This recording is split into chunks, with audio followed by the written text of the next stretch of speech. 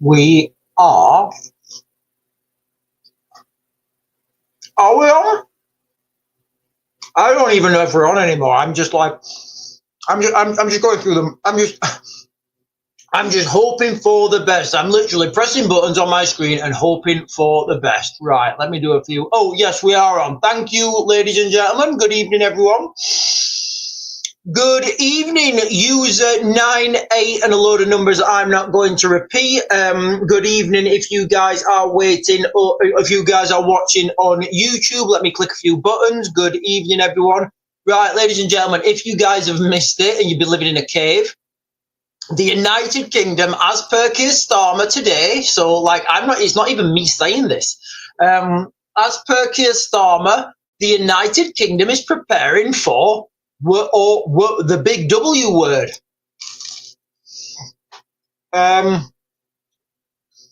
Good evening, Will Bloodlines. Good evening, Devs. Good evening, Richard James. Good evening, Big Apple with an Irish flag.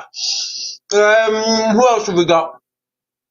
Mark Clare, Jeffrey. We've got Peter Gorringe. Good evening, Peter Gorringe. Good evening, Debbie Doob. Ooh. Bit of pasta on my hand. Good evening, Lisa's page, Emma, Amanda, Millie. Call my brother says hi straight back. Bloodline says we've been ready since Southport, just worried about jail. They can't lock us all up. Oh, okay. Yeah, well, listen, guys, that's an interesting aspect. I was actually talking about Britain prepares for war with another country, but yeah, it does look also like there's a civil war on the street. Let me just pin that comment. Where's it gone? Where did that comment just go? Right, let me pin that comment. So, Bloodline is saying, we've been ready since Southport, just worried about jail, but they can't lock us all up. Look, I would never suggest anybody do anything that is against the law. In fact, I would actually say don't do anything that's against the law. I will also bring you back to what's the guy's name? JF Kennedy. So, you know, the guy who was like got taken out by, it's questionable who took him out, but I don't want to get into that. But JF Kennedy said, when governments make peaceful revolution impossible, they make violent revolution inevitable. Now, that's not me saying that, that's him. Alan B is saying Russia attack will happen tonight, I see. I don't know, guys. Look, I don't know when these attacks are going to happen, and there's all sorts of crazy stuff happening in the world right now.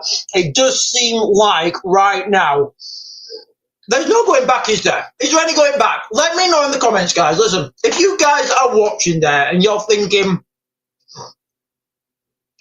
after Keir Starmer's speech today, is anybody under any illusion now what's happening? Anybody under any illusion now what's happening, guys, in the world, in the, you know, with these conflicts that are brewing, conflicts in the Middle East, conflicts in Eastern Europe, conflict on the streets now in the United Kingdom. We're already seeing these things start to fester. Can you guys remember, and I know I've spoke about this before, and I just want to bring it to the fore of everybody's consciousness. When the incident in Liverpool happened, right, there's so much stuff to unpack on this. First of all, guys, right, you know, with this guy, what's his name, Paul Doyle, it's my thoughts, it's my opinion, it's my working theory right now that this guy is suffering from post-traumatic stress because he's 53, he's an ex-Royal Marine, so he would have done Northern Ireland at the time when it was still a little bit tasty. And one of the things that they show you when you're doing your pre-deployment training, so just like if anybody's under any questions, before you what is pre-deployment training, ladies and gentlemen? Well, let me tell you this. It's not a trick question. It's training you do before you deploy. Now, each scenario is different. For example, if British troops get deployed to Ukraine, that will be a different pre-deployment training than if British troops get deployed to Afghanistan. So, you know, different theaters get a different pre-deployment training package. Now, the Northern Ireland pre-deployment package, guys, it's one of the best pre-deployment packages I've ever been on. You sit there and you sit in these, you have a lot of lessons, you go through a lot of scenarios, you go through a lot of law. It's a really intense training program. And this guy, Paul Doyle, he will have done the exact same one I've done.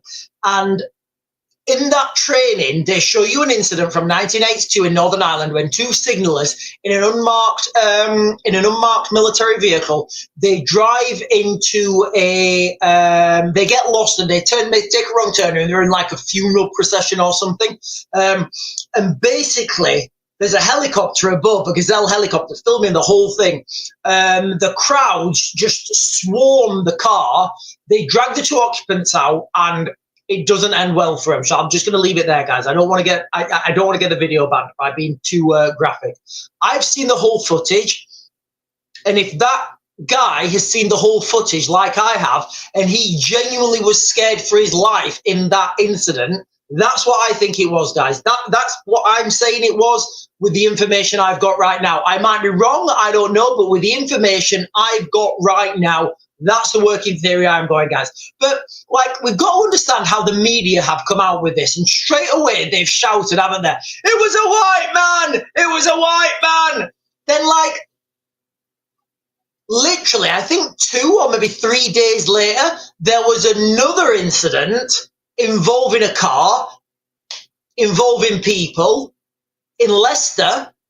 Radio silence, ladies and gentlemen. Radio silence. We don't know what that is. So, like, I'm not being critical of it. I'm just trying to understand what the police protocol is, because I thought from this incident in Liverpool, I thought that the police protocol was to release all of the, all the suspect's details, his ethnicity, his age, where he came from, So that is genuinely what I thought. But it turns out from this incident in Leicester, there's absolutely media silence on it, so nobody wants to know about it. So go figure, guys. I just want to know what we're allowed to do and what we're not allowed to do. Right, guys, look, I've just looked at the comments. They are going absolutely crackers.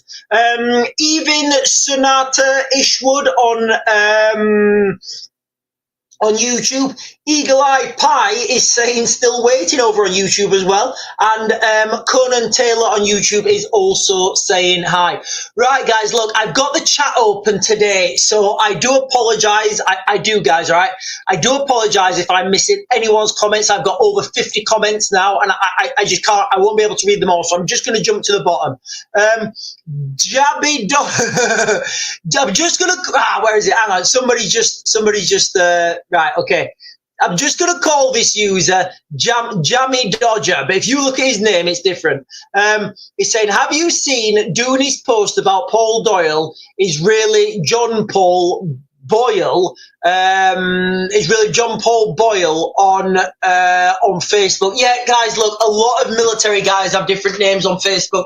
I wouldn't read anything too far into this, Again, as much as I do think these like deep state operations happen and, there is conspiracies out there and all that sort of stuff, I'm not seeing it from this incident, guys. I'm not. I'm just not seeing it, guys. I'm not saying it's not happening, but, I used to go by a different name on Facebook. I never actually had my own name on Facebook when I used to have it. So I do understand a lot of guys who are security aware, they won't have their own name on Facebook or online or anything. Kaz is saying, nowadays, a lot of newer recruits would learn a lot about counter-terrorism from civilians in Northern Ireland. Yeah, Kaz, as I understand it, you're from Northern Ireland. But yeah, look, and a lot of the, certainly the public order training I've done, how when we're out, like, for example, when we covered the riots in Rotherham last year, when we've been out on the streets, a lot of my counter T-word training does derive from Northern Ireland. It's Northern Ireland training. And then my more strategic tactical training comes from Afghanistan, Iraq, and lessons I learned privately when I worked in Ukraine. Right, let me jump down, guys. Let me jump down. So many comments tonight. And thank you all for commenting, ladies and gentlemen. And if you're sat there watching, guys, and you've never done it before, just throw a comment in, guys. Throw a comment. Join the conversation. Come on, there's room for everyone. Coral Reefing is saying, sick of my comments being removed, TikTok fairies. Yeah, guys, listen. Also, if your comment does get removed, I don't have any, I won't remove anybody's comment. And also, if you're sat there and you want to heckle me, guys, I welcome hecklers. I welcome hecklers. But look, guys, ladies and gentlemen, if you're sat there and you want to heckle, that's totally fine. But keep it, keep it intelligent. Keep it legible, and just be conscious that I might not see all your message. So if I read it, I'll never mute anyone unless you're being rude, unless you're being, or unless you're being like insulting, for example. So I'll never, I'll never do that. Devs is saying, where do I stand on the Home Guard? Well, Devs, I've actually already volunteered for the Home Guard. The Home Guard, I think it could be something, it's something that's needed, right? So Debs is asking over on, and you guys over, and John Anderson, sorry, over on YouTube is saying, what do you think the percentage should be to be truly war ready? Oh, I don't actually know that. An American gunner is saying, from America, but love your perspective and take on things. Thank you so much, guys. Like I said, we are double streaming today. I figured out how to do it. Listen, so if you guys are listening from overseas, or you don't understand what this question is, it's a question from TikTok. Where do you stand on the Home Guard? So basically, a couple of weeks ago, the government came out and they said Britain is going to have some sort of Home Guard to protect vital infrastructure. What I think they're talking about, ladies and gentlemen, is these substations that just miraculously start setting on fire. And if you're not from the United Kingdom, the last couple of months in the UK, we have had a lot of substations setting on fire. Now, we don't know why. We can't speculate why. I'll get the live taken down. I'll get another 7-day ban. But if you guys, reading between the lines, is it faulty wiring that just all of a sudden they're all going up? Or is it near peer adversaries using paid criminal gangs as saboteurs? I don't know the answer. Maybe I do. I don't know. But sorry, the question was, where do I stand on the Home Guard? Well, personally, I have volunteered for the Home Guard. I do get a fair bit of downtime. But what I said to them is, I said, look, I'll volunteer for the Home Guard, but as a caveat to that, I want to do live streams and videos on site, and I want to let people know what we're actually doing. So I do want to be involved in that Home Guard, but where do I think on it? I think it will be absolutely a drop in the ocean, guys. I do think trying to secure, we did the maths the other day, didn't we, guys? We did the para maths. So over 500,000 substations, all right? Over 500,000 substations in the United Kingdom. If you consider that you're going to need 5 people for each substation working on shifts, so that's actually 10 people on each substation, that's over 5 million people you're going to need to secure those substations. Not feasible, guys. It is not feasible. The numbers don't add up. The maths are not working. But regardless, I will volunteer. I'll give my time on whatever I can do to keep the electricity on, and especially the water. Daniel Payne is saying, hi, Raven. Hi, right back. Sharon Owen just saw an advert. The Army sponsors Channel 4 giveover. Right, guys, listen. Sharon Owen, I don't know if you know how big that comment is you've just done. So Sharon Owen over on TikTok has just said, I'll read this for you guys on YouTube. Kenzie McKellen is saying good evening over on Pigeon over on YouTube. Right, guys, listen. So Sharon Owen has just said, I saw an advert. The Army sponsors Channel 4 now. Ladies and gentlemen, boys and girls, can you remember when I said, when everybody was talking about conscription, I said, it's not coming yet. I said, what you're going to see is mid to late June. Guys, please put it in the comments if you can remember me saying this. Mid to late June, you're going to see the ramping up of military recruitment. And Sharon Owen is just saying that she's just seen an advert on Channel 4. The Army now sponsors Channel 4, or the Army sponsors Channel 4 now. Guys, Channel 4 is like it's the wokest, it's probably, do you know what? I think it's the wokest channel we have in the UK. So you can undersee, you can see now where, you know, where they're targeting their resources. That's where they want to go.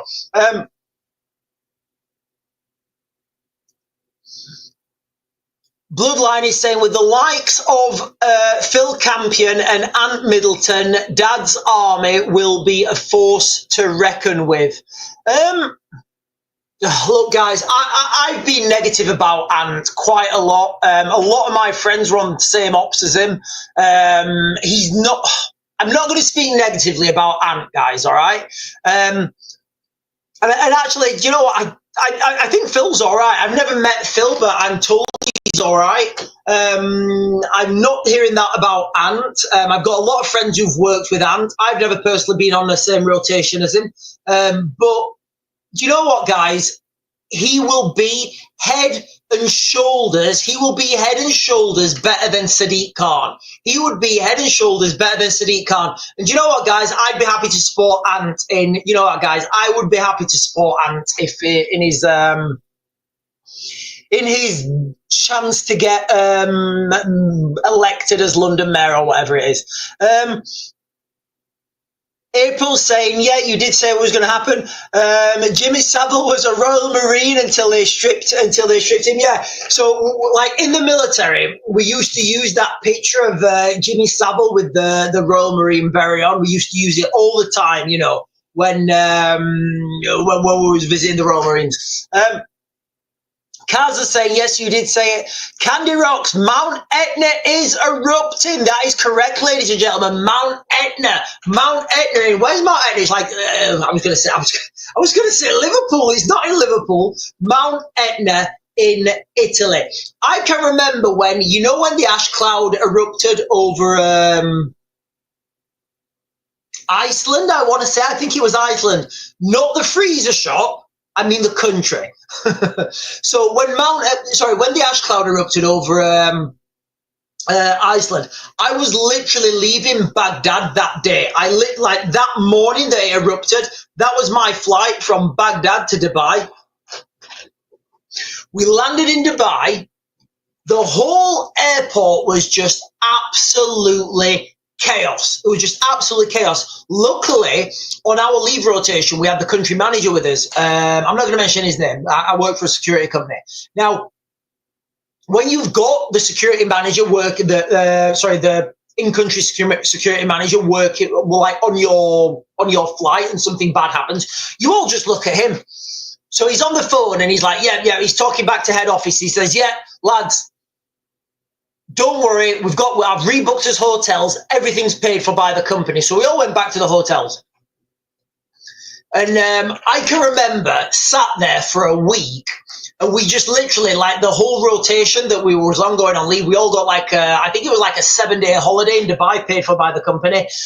Totally off topic, guys. Totally random. Didn't need to be said. But anyway, so I've spent, I had a good little holiday in Dubai. I am jumping down now, guys. The Mount Etna erupting. I don't see anything significant coming to the United Kingdom with response to that, guys. Okay. So Mr. Tyler Evans is saying, have you ever been to Armed Forces Day in Plymouth?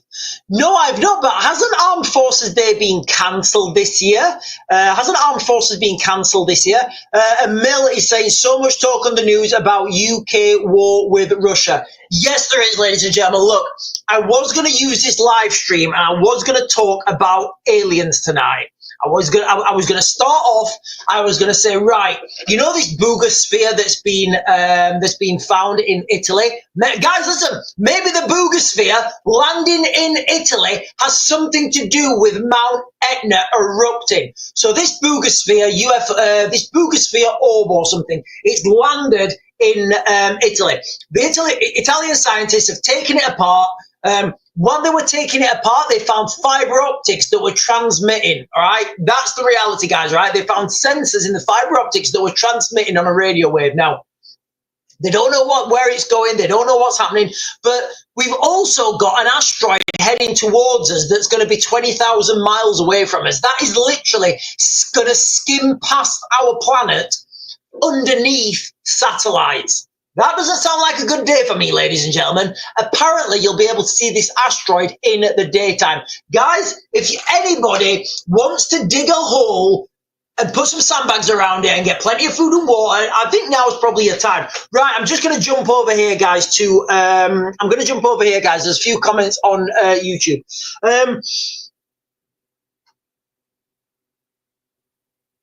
Oh, right. Okay. So John Anderson's saying, right, how much money do we need to spend on GDP wise to be ready for this war? I don't think there's an upper amount, guys, you know, and it's very difficult when we're talking about spending money because you can't just spend money. Like this phone cost me, I don't know, like 200 quid or something. This phone cost me 200 quid. If I then pay £1,000 for this phone, I've still got the same phone. So it's not all about spending, guys, you know. And Britain spends a phenomenal amount of money on defence. We need to spend the money we get better. We need to get rid of the red tape. We need to stop letting these big defence companies fleece the taxpayer, because ultimately, guys, that's what they're doing. But I would say, you know, if Britain is fighting a war, I would say a minimum 20% GDP. Because, like I got taught in the parachute regiment, ladies and gentlemen, winning is everything.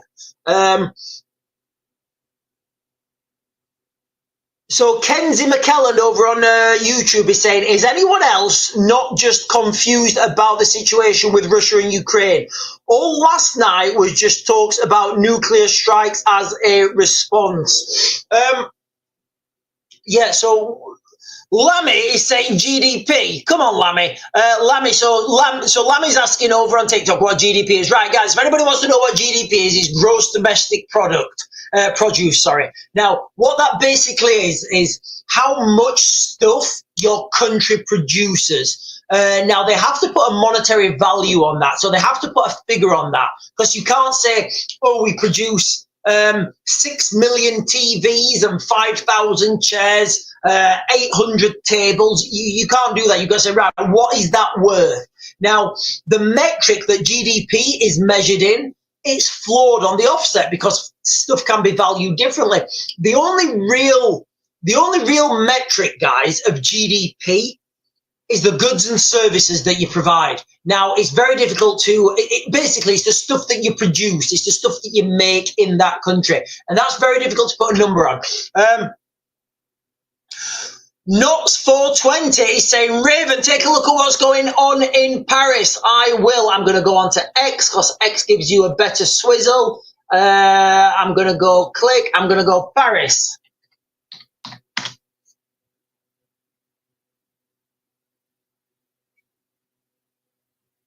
Right, I'm getting a load of football stuff, guys. Right, riots. Okay, yeah. Look, ladies and gentlemen, right, this is coming, I believe, to the UK. Hang on. Let me just finish these little bits of pasta off. This is what I get resorted to, guys. A plastic thing meal. Right. Right.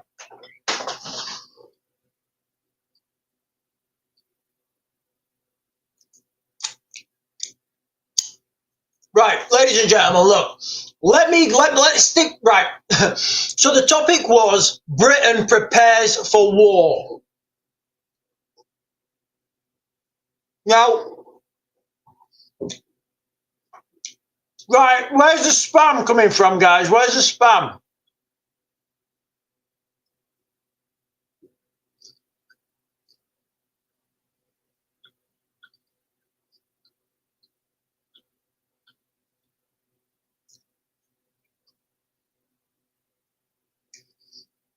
Right, okay. Right, Sadiq, I will get your question, mate. Sure, do you think Operation Spiderweb has escalated to World War III? Right, Sadiq, I'm going to answer you. I will answer your question, guys. Just try and put, when you ask a question, there's a lot of messages in the chat. So try not to spam those questions as much as you can. Obviously, you know, if you have got something, you know, really important that you want to say, the YouTube chat is not as lively. So if you wanted to jump over there and put the message on there, that'd be fine. I get that, but please try not to spam it, guys. All right, please try not to spam it. Okay. So Sadiq or Saqib, sorry, Sadiq, not Sadiq. So, Keith, Sean, do you think Operation Spiderweb has escalated to World War III? I don't actually know what Operation Spiderweb is. Let me have a look at this.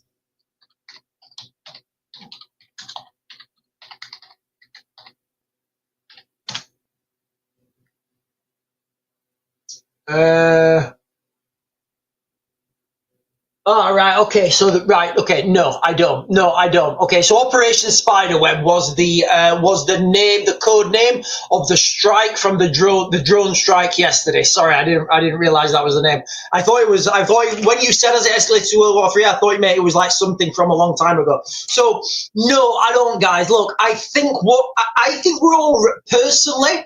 I think we're already in the early stages of World War III. I don't see like. Because the Russians, obviously, they're going to retaliate, aren't they? They have to retaliate.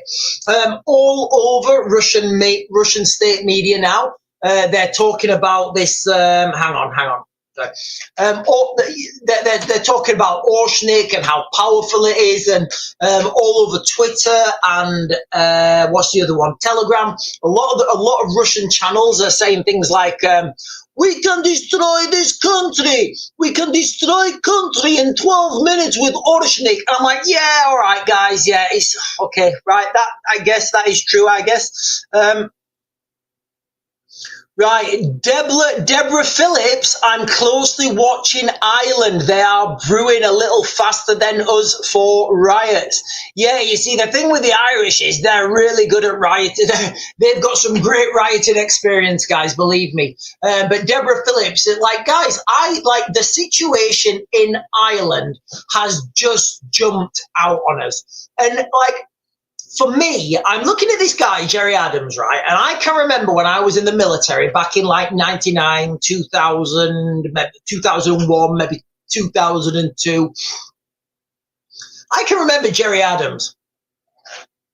We do not want British soldiers on our ground. We want a united Ireland. Ireland for the Irish. I'm thinking, where's that Jerry Adams gone? Where has that Jerry Adams gone? Because he certainly, he's certainly changed his tune. I don't know whether he's had a change of heart. I don't know. I don't know. But, it does seem that, that Jerry Adams has had a change of heart and he no longer, potentially no longer feels the same way. Candy Rocks is saying war equals money. Yes, it does.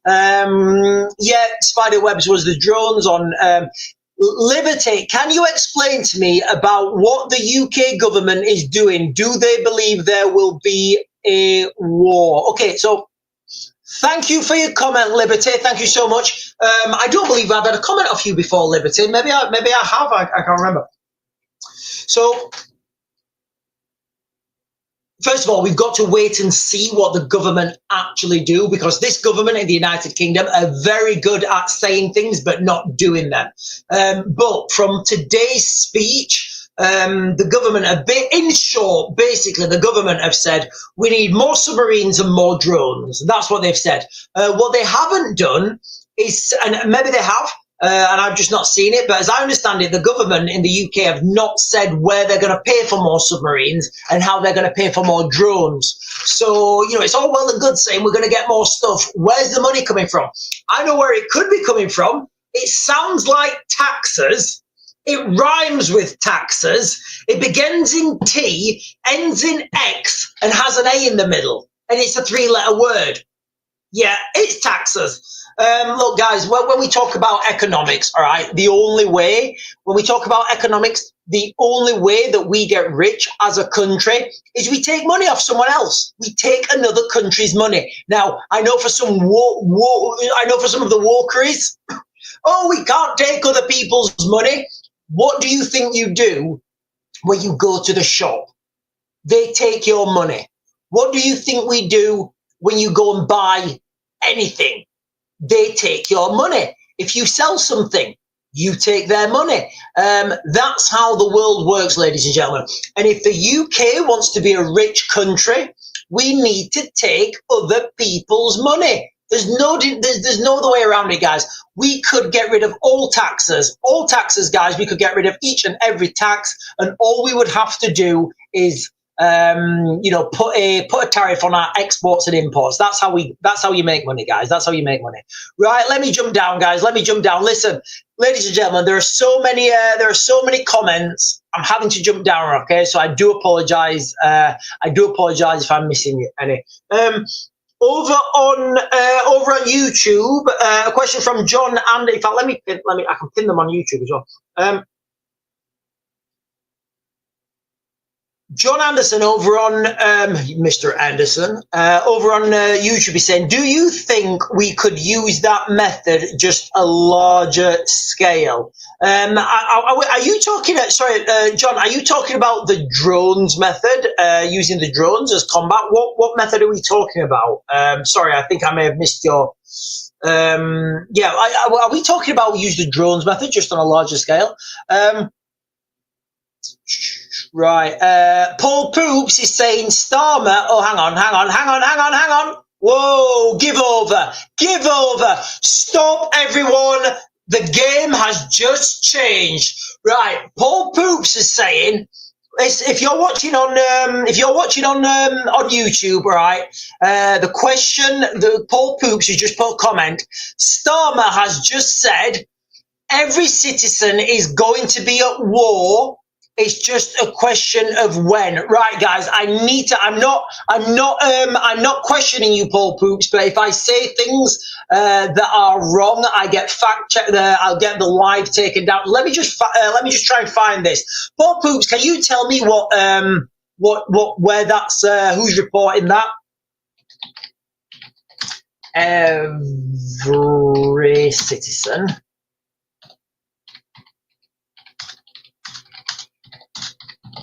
Every citizen to be at war. Right, I can't find that. Right, guys, I can't find that anywhere. I mean, if that's just happened, it's probably not on the mainstream yet. If that's just happened, it's probably not on the mainstream yet. And Knots 420, it says, Sean, I'm also a veteran. Oh, right. Okay. So Paul Poops is saying it's from his speech. Okay. Right. I didn't get that. I didn't get that bit. Alan B is saying multiple damage early warning aircraft at the Savannah Air Base. News just in. Look, ladies and gentlemen, right? Like, you know how I said that 2025, everything's going to kick off? I didn't make that presumption. I didn't make that, I didn't just pull that number from my swizzle. I looked at the information. I looked at the election cycles. I looked at the weather patterns. I looked where people have got their militaries, where people have got their tanks, where people have got their aircraft. And I said, right, okay, this is why it's going to happen. All right. It's all, and the next thing we're going to see, ladies and gentlemen, mark my words, is, well, in fact, let's just see the things we have seen. First of all, the recruitment, it started exactly when I said it had happened, guys, all right? The recruitment. This diversions where the United Kingdom have been very critical over Israel and what's happening in the Middle East, and where Donald Trump is just, he's going to do something like this. I gave the Ukrainians such a great deal. It was a great deal. Everybody's talking about it. It was a great deal, but the Ukrainians didn't want it. I spoke to Vladimir Putin, and he said, Donald, you have great deal. It is very good deal, but I cannot accept your deal.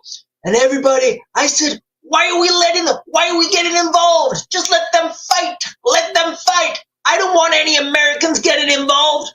But it's all going to be pomp and circus because all those guys are going to be focused on the Middle East. That is like the direction we're heading. Right, Deborah. Oh, hang on.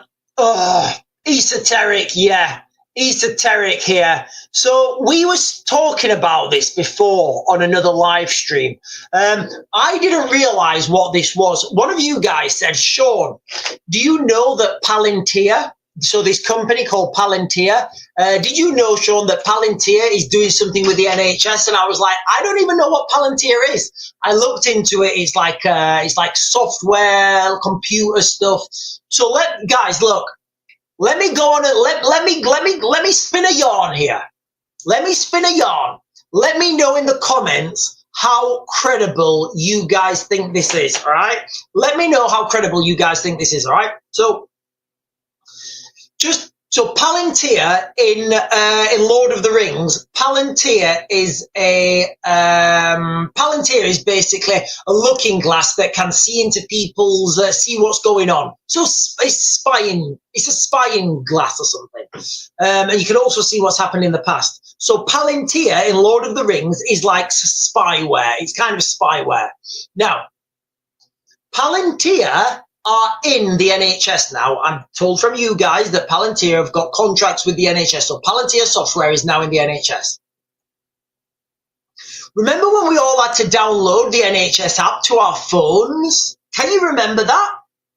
Does that mean, and I don't know the answer to this, guys, I don't know the answer to this, but does that mean that somehow whoever's controlling that Palantir has some access to each one of our phones? Like, you see where I'm going here, guys, don't you?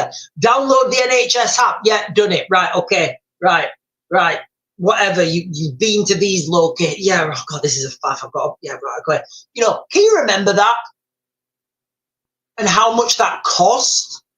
The numbers just don't add up. But yeah, so Esoteric saying Trump has tapped Palantir to create an entire database of all American citizens. Yeah, can you see the digitalization now of the United States? The literal digitalization. I mean, what do you think Elon Musk was doing? What do we think Elon Musk was doing? What company? I don't know, guys, right? We're told it was the government of, it was the Department of Government Efficiency. But I don't know what companies he closed down. Did he close down competitors? Did he close down companies that may stand in the way for the future agenda? I don't know. It certainly seems like it could have been. Right, well, let me jump down. Oh, Deborah Phillips says, okay, so Deborah, I'm just going to pin your comment there, Deborah.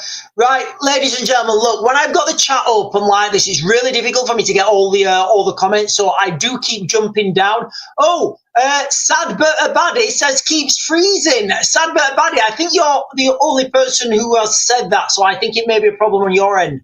Right, let me jump down again.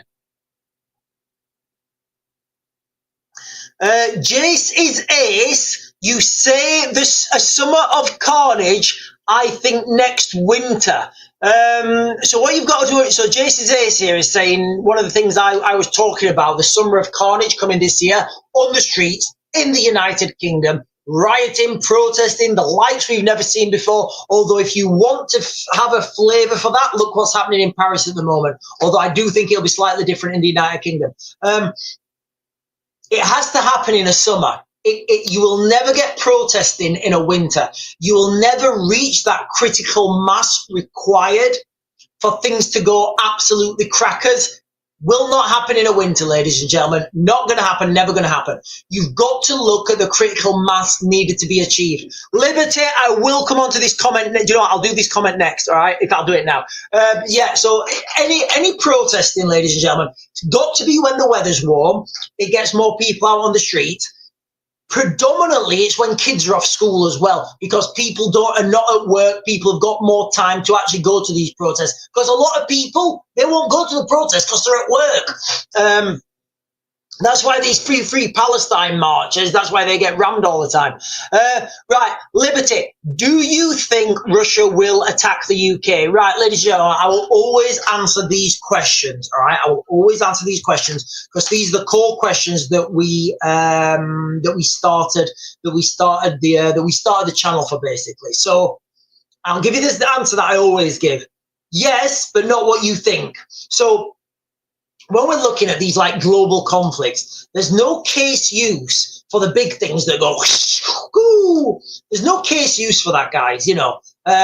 For a country to use one of those things that fire over, it's absolutely pointless, guys. There's no case use for it when you're planning these things. So when whoever's at their desk plotting, they've got all the world maps up, and they've got like a big luminous globe in the middle of the table, and they're all sat around it, and they're going, Yuri, how many special missiles do we have? And Yuri's saying, yes, we have plenty of special missile, plenty of rocket fuel to send them back to Stone Ages. Like, when they're doing that planning, there are three things that you think of when you're doing any planning. You think of the cost. Now, the cost in anything will be broken down into three segments. So you've got the physical cost, how much money you're going to have to spend, the amount of manpower that you're going to have to, that's going to soak up, and the time that's going to cost. Then you look at your risk versus reward. And right now, guys, none of those things add up for striking the UK. But, I do think I need to be careful what I'm saying. I do think the likelihood of acts of sabotage in the United Kingdom are high. Now, I don't know whether these substations have been, I don't know what's happened to these substations. I don't know what's happened to these. Remember when there was was it cyanide or something that it was leaked into a river? When the nuclear submarine facility, that got set on fire. When there's been also the storage depots, all these things have been burned. I think that is what you would see a more likelihood of. And guys, look, if you're in America, I know we've got some guys from America over on YouTube watching. If you live in the United Kingdom, I still believe that the water is the biggest threat. If you live in America, I think it's the electricity. Now, the reason they're different in America to the United Kingdom is, in America, you can get hold of those, the long things that stuff comes out of the end. They're made of steel, and you put like a magazine on them. In America, you can get those things readily available. So with one of those things, you can sit back from a substation, and you can deactivate that. I've got to be careful with my wording, guys. And you can deactivate that substation from a distance with zero threat to yourself. Zero threat to yourself. In the United Kingdom, you can't do that. You have to get in there and potentially, I don't know how people would potentially set fires or something. So that's why then you've got to look at the risk versus reward. And that's why I don't see the threat being the same in the US as it is in the UK. The water system in the United Kingdom, guys, everybody, every man, woman, child can walk into Tool Station and buy a DeWalt drill. Fantastic product. I'm not endorsed by them or anything, but anybody can go and buy a drill. It doesn't even have to be a DeWalt. Anybody can go and buy a drill. Anybody can go and get a long steel drill bit or a masonry drill bit, and you can drill holes in pipes. You see where I'm going with this, guys? You see where I'm going? And also, we are told that the guy in Southport, had rice in. So we know that these things are readily available. We know they're there. All the kit equipment's here, readily available, ready to go in the United Kingdom. So, Debbie, hang on, guys. I've got a few comments over here on. YouTube. I'm just going to go through these. Raven, would Keir Starmer stay in power if we went to war? Good question. I don't know. Would he stay in power? I genuinely don't know. I could argue for both. I could argue, yes, he would stay in power because normally a wartime leader will gain in popularity. And in that context, he would have a better chance of winning the next election. I could argue no, he wouldn't stay in, I could argue, no, he wouldn't stay in power because he doesn't have the credibility, and they try and get rid of him just before the war started. So somebody was in charge that had more credibility. So I'm literally 50-50 at the moment, guys. Can you give Simon, or is that Simone? Simone Devlin. Can you guide people where to go apply for the Home Guard Citizen Army, please? Oh, right, okay. Do you know what? I'm going to pin that comment on YouTube. So I contacted my local MP and my local council, and I told them my experience. I said, look, I've got a lot of experience doing this sort of stuff. I'm ready and willing to volunteer. I got a response email back saying, oh, thank you for your consideration. We'll get back to you. So that's what I've done as volunteering. No, there's been no way to officially volunteer for the Home Guard yet. I don't understand, but I got my name out there first. Because I'm proactive, ladies and gentlemen, because I'm proactive. Listen, I was sat behind someone today at a junction I was sat behind someone at a junction today at the roundabout, and I was thinking, right, I could literally get a tank out of here in reverse. You know the situation, guys, don't you? You know the situation. I was so furious, like you can feel it building up behind you. So I'm sat there. I'm just sat there. I'm thinking, at what point do I just go around him? Anyway, I didn't because I'm polite. You know what? If Sarah's listening to this, she's going to be laughing at that statement. But I was thinking, if you can't get out at a junction, you think slow. If you think slow, you're probably going to be unsuccessful in your life. So everybody, guys, think faster, be decisive, make decisions and make it happen. Don't second guess yourself. If you've made a decision, you've made a decision. Go with it. Who cares whether it's right or wrong? Just go with your gut instinct, guys. Hang on, guys. Right, so John Anderson, we're talking about drones here again over on YouTube. Let me just pin this. Can we use drones, do you think? Could we use that method just at a larger scale using a sub? Yes, so, right, okay. So John Anderson over on YouTube is asking a really good question. Could we, as in the United Kingdom, use the same sort of drone tactics that the Ukrainians use? Yes. And I would say that this is already being used right now. Remember when so I'm talking to John on YouTube, but it goes for everyone actually. Remember when there was all the drones, all the UFOs being spotted over where was it? In America? Where was it? New Jersey in America. And everybody was saying, oh, it's aliens, it's aliens. Look, ladies and gentlemen, there's nobody on this planet that wanted that to be aliens more than me. Straight up, guys. I wanted that to be aliens more than anyone. I looked at the footage. I was like, no, that's US military. That's US military doing a psyop. So what I even said is, because John was just saying, can we launch these from submarines? There's, and go search this for yourself, guys. There's Northrop Grumman have designed a drone called the manta ray. Now, I would speculate, my opinion, my analysis was the drones that were seen over the United States were the US military practicing deploying their drones from the manta ray. Now, you've also seen a series of high-profile fires and things being set on fire on the south coast of Iran. I think it's the same technology, guys. I think it's already in use. I think people are already using it for covert operations. Right, let me jump down. Hang on, guys. I'm just getting these comments over on. There's quite a lot of comments over on YouTube, actually. Let me get these. Alex Reedy said, I'm worried going to London in August, just me and my 30-year-old, not driving, going by coach. Okay, right, guys, listen, stay away from, if you're going to London in the summer, all right, like London, Birmingham, Manchester, these big events, these are all risk areas now, guys. Unfortunately, they are risk areas. What I would say is, if you're planning one of these events, always try and have a back out.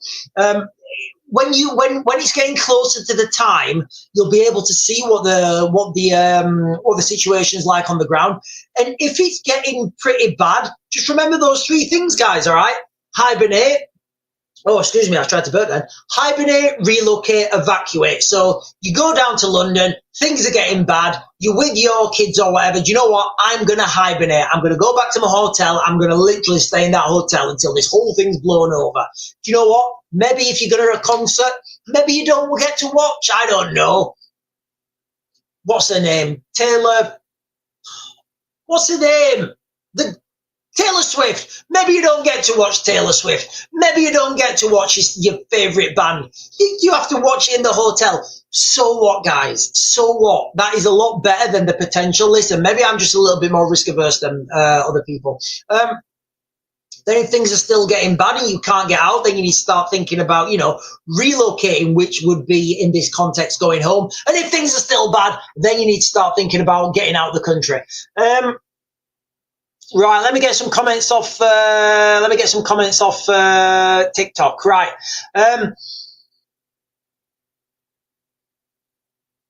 Also, don't go the same way as everyone else. Use fire exits, not main exits. Yeah, when you watch crowds in these, like when you watch, like I was watching this, not recently when I was in my professional career, I was watching some footage and I can't remember. I think it was Mumbai.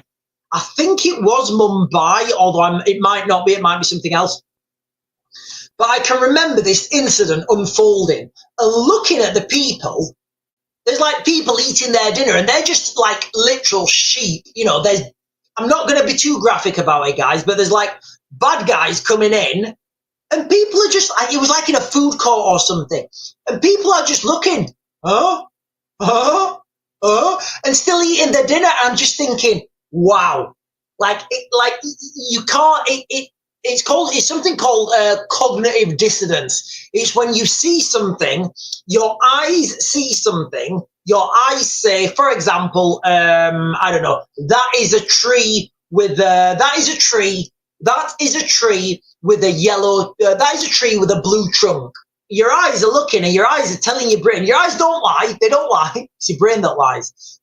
You're looking at this tree and you're thinking, right, that is a tree with a blue trunk.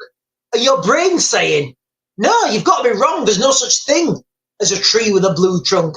And your eyes are saying, no, mate, there's definitely a tree with a blue trunk and it's getting closer.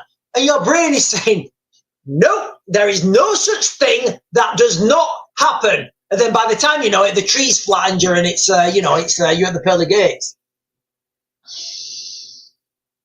Oh, Angela Dawson, Angela just sent us down a rabbit hole here, guys. Angela just sent us down a rabbit hole. So Angela said, have you seen the crop circle linked to the boogosphere? Right.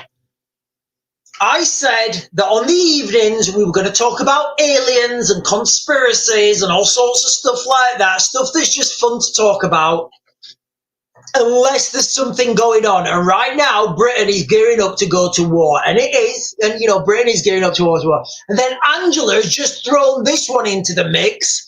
Have you seen the crop circle linked to the boogosphere? She's like double tempting me there with my favourite stuff. She's literally coming out with a plate with chocolate and vanilla ice cream in it and saying, Sean, you don't want any ice cream, do you? Yes, of course I want the ice cream. Of course I want to look at crop circles and the boogosphere. Right.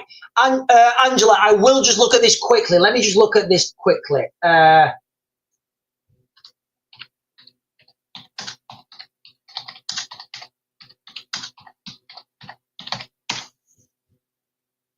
Where are we? 6 hours ago? Oh, hang on.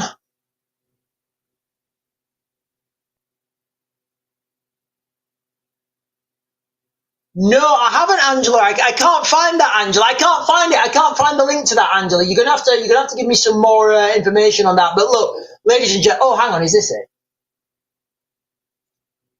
No, it can't be it. That's 3 weeks ago. I can't find it, guys. I can't find it. Listen, ladies and gentlemen, right now, nobody can say we're living in normal times. And honestly, like, one of my particular friends in Ukraine, like, we always talk about aliens and we always say, yeah, when are the aliens coming? But, like, seriously, like, would it surprise anyone now if the aliens just landed and they're like, yeah, we're aliens, we live on another planet, but we've come to have a look at your planet.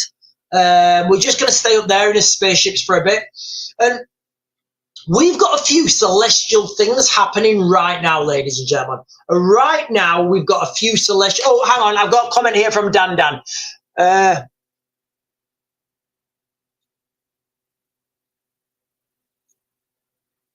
Right. So Dan is saying, do you think we'll be at war in the UK? So that's the question from Dan, and I'm going to repeat what I've been saying for like years. Well, since 2023, basically, I've been giving. So from 2023, I've said US will. I've said the US will be in. I said the US will have boots on the ground in Iran March 2026, and I've said the UK will lead in Ukraine by 2025. Now, those things have happened and they are happening. So Dan is saying, do you think we'll be at war in the UK? So I've been saying this is coming for a long time. What I would also say from most recently, Keir Starmer, the British Prime Minister, saying it also. Remember, when he's giving these speeches, he probably doesn't write these speeches. Someone behind the scenes write it. So whether it's David Lammy or Keir Starmer or whoever it is, if they're standing up there and giving it on a lectern, giving a prepared speech, that's something that you can take on board and you can dissect. If they're just talking and somebody's asking them questions on the cuff, I wouldn't really think too much into that. But when they're on a lectern and giving a speech, I would say it's a high probability, yes. Right, hang on. There was hang on. Where was we? Right, there was a comment I just saw. There was a comment I just saw. Sean, I work in high school and I recently given access to what kind of school. Oh, so hang on a minute. Somebody here, where was this? Right, this is a comment here, guys. I think I need to repeat. Well, I mean, they've put it here and made it. Right, somebody in the comments, I can't find it because the comments is going up and down really quickly. Someone in the comments said, Sean, here we are. Sunset Sunshine is saying, Sean, I work in schools and I've just been given access to lock down our school and systems. Yeah, I mean, I think people are understanding the potential of things that are going to be happening. And remember, like, you've got to understand, like, when I talk about things coming in the summer, it's not just going to be on a broad spectrum in big cities, in big built-up areas. What you're also going to get, and this happens all over the world, all over the country, all over the world, I'd say, in the summer holidays, building up to the summer holidays, you get that what's the word? How would I describe it? Like family stress. You get like family stress. So, like, one kid might want to do this, another kid might want to do this. Funds and finances are down because there's uniform to pay for and they need new shoes. And you get all these things, adding together. And then the man goes out and he's drinking with his mates. He comes back late. He can't take the kids to... All these things happen. They shouldn't happen, but they do. It's part of life. But this all adds to the, it all adds to this stress that's happening. And that stress then gets passed on to your kids because, the kids see mum and dad arguing in whatever way they argue. And I'm not talking about everyone here, guys. I'm talking about a percentage. And then those kids leave the house and they're angry. Then they pass that. And you see how it just escalates. Coral reefing.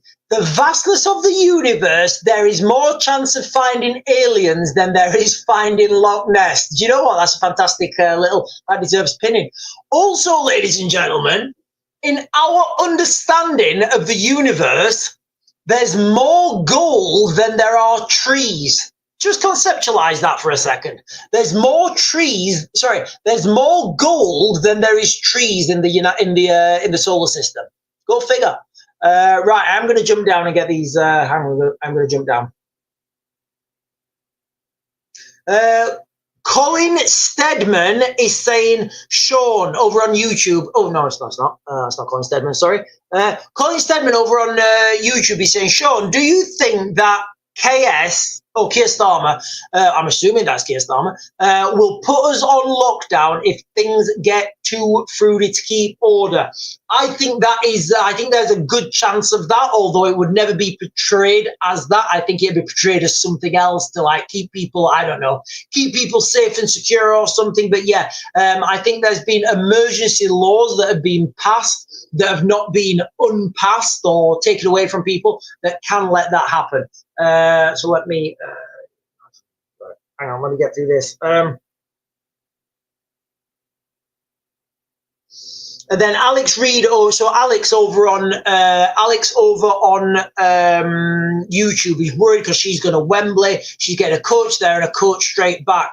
What I would say with that, Alex, is if there is an incident, remember what I think it was Googly or Coral Reefing said over on TikTok. If there is an incident, just don't follow the crowd. Make your own decision.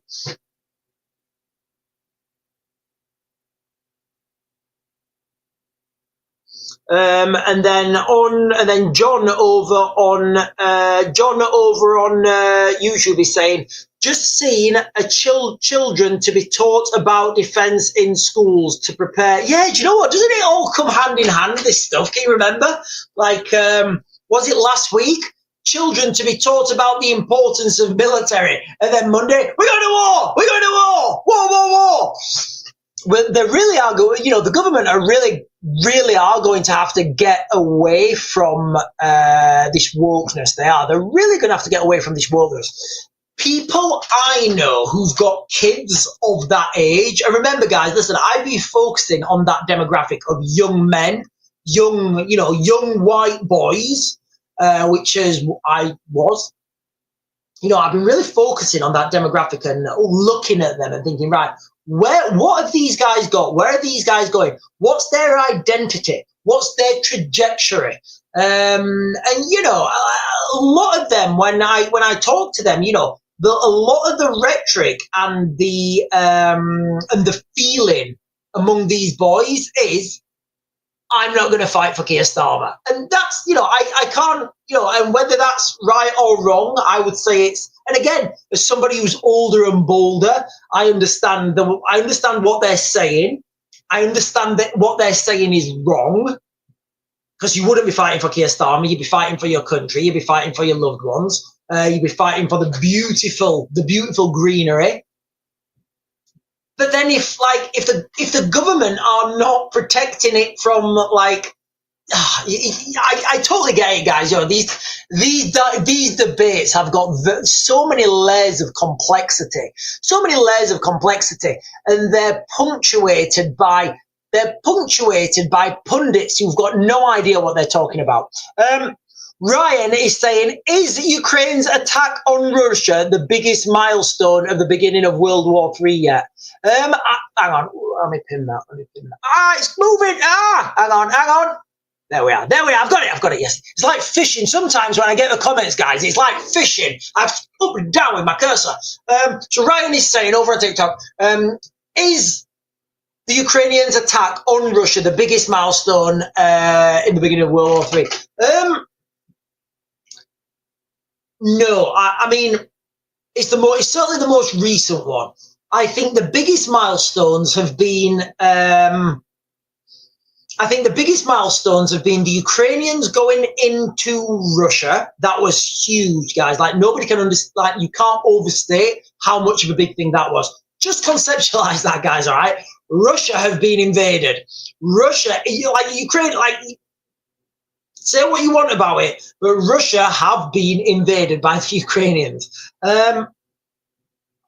because that had never happened before. The precedent had never been there. And I honestly believed at the time that was a perfect time for Vladimir Putin to send one of the mushroom cloud things, because that would have ticked all of his boxes, but it wouldn't have warranted a retaliatory strike by NATO. The second one that I saw was the use of the Orshnik intercontinental ballistic missile. The intermediate ballistic missile. Again, those things, ladies and gentlemen, they're unstoppable. You can't stop them. There's nothing that man nor beast can do if one of those things is coming down on you. It's game over. That said, they're very expensive. They're not that easy to launch. Well, I guess they are easy to launch, but they're very expensive. They're very expensive. And the case use, remember the case use of being able to understand, right, I've got to do X. What are my options for achieving X? What's the cost involved? Remember, I would break cost down into three-part parts. So, those two things. With the drones, the massive drone strike, although it's a massive thumbs up for the Ukrainians, and they've achieved a lot, they didn't use any technology that's not already being used, and they didn't do anything that's not been done already. The Ukrainians have already been striking targets inside Russia. The Ukrainians have already been using drone strikes to strike targets inside Russia. So they've not done anything that they've done before. It's just on a massive scale.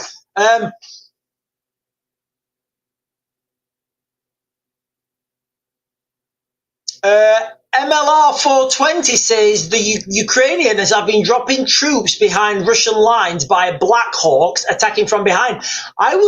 Really, where are you getting that from? Because I don't think they would use Black Hawks. Black Hawks are American. I know Poland is the only country outside America.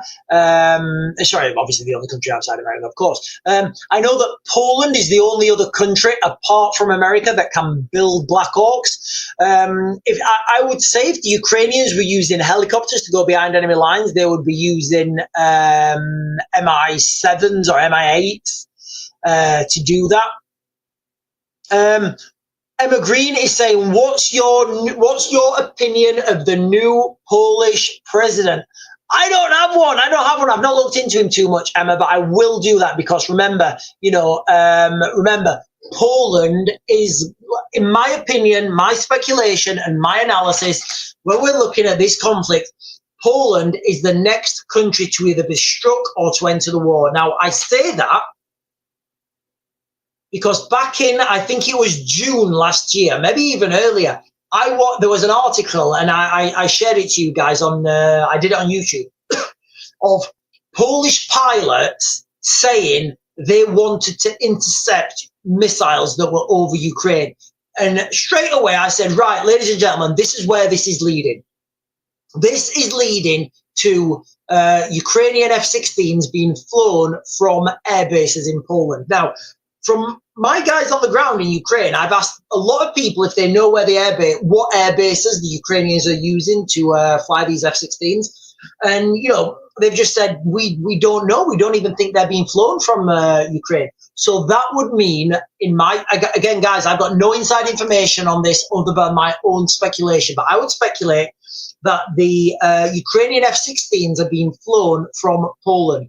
And if I can speculate this, then I can pretty much guarantee near-peer adversaries will have boots on the ground, and they will know this, and they will know what air bases these guys are using. So in that context, if anywhere is going to be struck, and I would think it's fair game, would be the air bases that these aircraft are being flown out of. And then you see how the escalation happens after that. John is saying, how long would our 60 tanks last? Yeah, one of the things for Britain, we don't pride ourselves on heavy armor. Britain prides ourselves on the light infantry, advanced infantry, special forces operations. So having boots and men to go and take buildings, to go and take bad guys down. So when it comes to tanks and stuff, I think Poland, Germany, Lithuania, the Baltics. They're going to they are going to provide the meat, and we're going to provide the leadership, I guess. Hang on, guys. Hang on. Hang on. Let me just get some comments, guys. Let me get these comments. Off Grid is saying, how big a threat are FPV drones? Oh, hang on. That was a question on drones. Hang on. Here we are.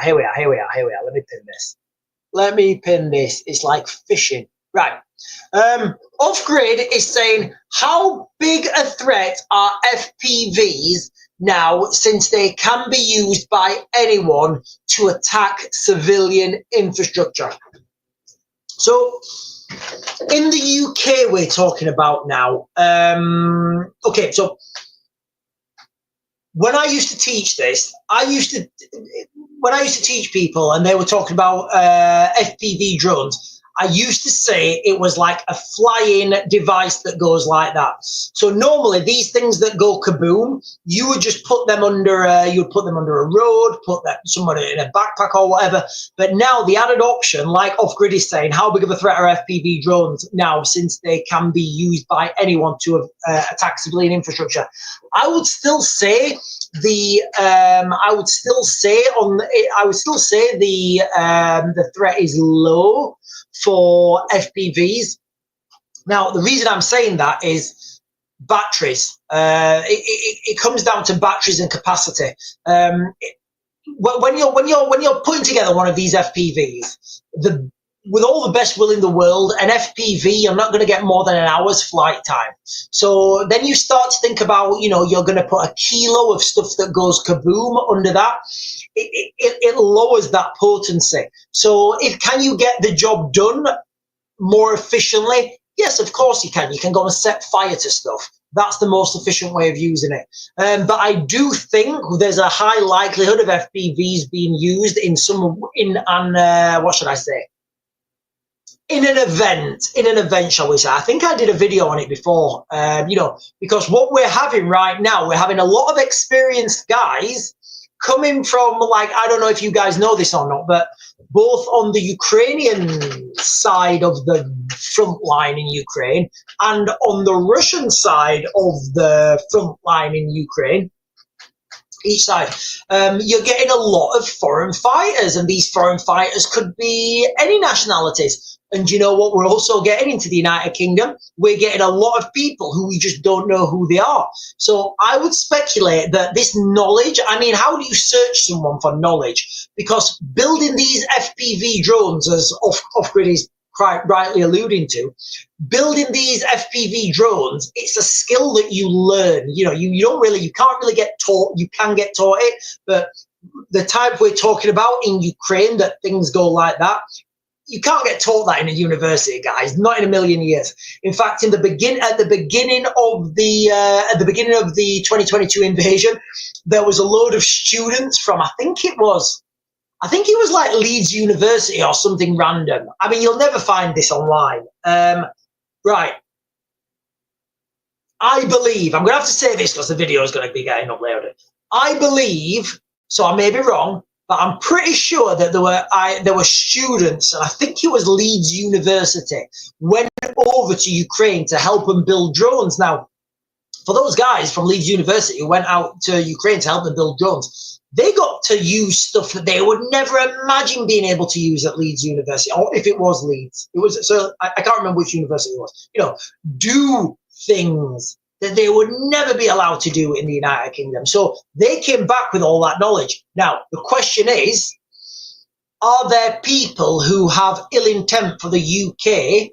Have they gained that knowledge and have they come to the UK potentially by boats? And then when they get to the UK, they just buy this stuff off the shelf, put these things together, and then they've got a flying thing.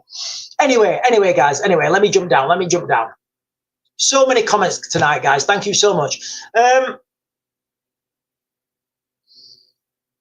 Dan is saying, will the blackout happen? I think a blackout will happen in the United Kingdom, especially if more substations keep burning. I don't know how many substations can burn down, without without having a mass effect on the grid. Coral Reefing is saying FPV drone. Hang on. FPV drones, the only way to get around the tech that jams everything else, fighter jets, missiles, etc. So I don't know if you guys know or not, but in Ukraine, they're not actually, you can't jam the drones anymore in Ukraine because they're using fiber optics now to control the drones. So tiny piece of fiber optic cable. I think that, I don't know how long the cables are, to be honest. But the drone will then fly by a wire with the FPV operator, so it'll go, and it will fly on a cable. You can't hack it, guys. Impossible to hack a fiber optic cable. I don't know what you say. You can cut it in half, yes, but if you've got a front line, it's very difficult to do these things. And if you don't know where these drones are coming from as well, it's very difficult to do that.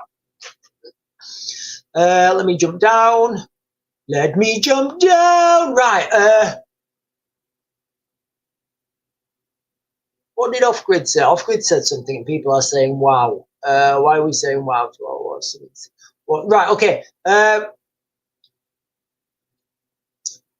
Off-Grid is saying the knowledge of FPV used is being laundered to other military struggle. Yeah, it is, guys. It is. Yeah. I mean, the conflict in Ukraine has like supercharged drones. Maybe 20 years. It's advanced them like maybe 20 years in the space of 2 years. But that's what wars do, guys. They drive technology. They drive innovation. And listen, guys, I know there'll be some people on here who don't know what we're talking about when we talk about FPV drones. So FPV stands for, what does it stand for? First-person view drones. So basically, it's a small UAV that you can control with some goggles on, and you see what the drone is seeing. So you can control it with your hands and move it around. Now, that is a massive leap forward because of cost. Normally, if you're thinking about like, I don't know, like a Hellfire missile or something, the targeting system inside a Hellfire missile system, you're looking at like maybe like a bare minimum, guys. You're looking at like 40 grand for the targeting component in that Hellfire missile. An FPV drone, like the FPV kit, will cost you like, a good one will cost you maybe like $150 from, I don't know, like I think website. I think there's a website called Hobbycraft or something, and that'll sell all this stuff. You can literally buy a £150 piece of equipment that is equal to, or you could argue better than, the $40,000 dollar equipment. Right. Is Zelensky currently in a bunker in Ukraine? Seeing some stuff on TikTok, how it is. I would say Zelensky sleeps in a safe location, yes. But again, they're in a war. They're in a war zone, right? Let me get through these things, guys. I've got a few things we have just been going right off on a tangent. Oh, Mr. Tyler Evans Mr. Tyler Evans has jumped over to YouTube, and he's saying, what? In fact, let me pin that. Where do you see the future of NATO? Do you think they will eventually disband? Yes, I do. NATO's over, guys. All right. NATO was supposed to be a thing that protected the people in that thing. It's just turned into a money-making racket. Hang on. What's just happened? Is it that one? No, it's that one. Yeah, so NATO has just turned into a money-making racket at the moment. It has turned into a money-making racket. What will happen, I think, is a NATO country will be attacked. This is what I think will happen, and my opinion. I think a NATO country will be attacked. Maybe Poland. Maybe Poland. Nothing will happen. Nothing will happen. Absolutely zilch. The other countries will go, well, yeah, but like, yeah, we're not really getting involved with that. Maybe America will say that. I don't know. But in that context, it's over. Forget about it. It's done. It's finished. It's not coming back. Do not collect. Go directly to jail. Do not collect $200. Go directly to jail. That's where NATO is going, guys. That's where NATO is going. Right, let me just go through these quickly, guys. New era of threat demands new era of defence. Minister says after Minister says after spending plans unveiled. Where's the money coming from, ladies and gentlemen? Where is the money coming from? Where are they going to get this money from? Where are they getting this money from? I don't know about you guys. I'm not sure how much it costs for a submarine. I don't know if they're doing a deal, doing like 3 for 2 or something, or like, I don't know, 4 for $1 million or 4 for $1 billion. But, you know, where is this money coming from to build all these submarines? Where's the money coming from for all these drones? What we found is when you raise taxes, you actually get less money coming in because those people who've got the money, they think, well, hang on a minute. I can keep living in the UK and have less money and get taxed more, or I can go to Spain or wherever, you know, have a better life with more money. Well, thank you very much, Keir, but I'm gone. I don't have to pay any tax now. And this is what you find happening right now, guys. Defence Secretary John Healey says we are in a new era of threat which demands a new era for defence while outlining the government's spending plans. Again, you know, we love spending plans, but where's the money coming from? Starmer couldn't be clearer. Britain must be ready. Britain must prepare for war. Listen, I mean, you can't get anyone higher up in the United Kingdom's political system. You know, Britain must prepare for war. Britain is going to war. Like, you can't say this any clearer, guys, all right? Britain must prepare for war. Why? Oh, because we see broad sunlit uplands coming. No, why would they say that? So Britain is preparing for war. And then I've got something over here. I've got something over here on this I've got that one. Yeah. The peace talks in, where was it? In Istanbul. So they had the Ukrainians and the Russians went to Istanbul for some peace talks. And guess what? Nothing's happened, and nothing will happen. I don't see any realistic hope for either the Ukrainians or the Russians to have a ceasefire until the Russians are up to the River Dnipro. Until then, guys, you know, just forget about it. It's not. I don't think it's going to happen.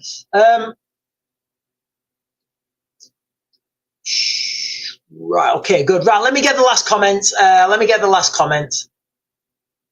Heard what they have come out with now. Cruise missiles only 90 minutes away. What does that mean? Emma Green is saying, heard what they have come out with now. Cruise missile is only 90 minutes away. I don't know what that means. It's on Sky News. Let me just have a quick swizzle on this, guys. Let me have a quick swizzle on this, because that doesn't like. All right.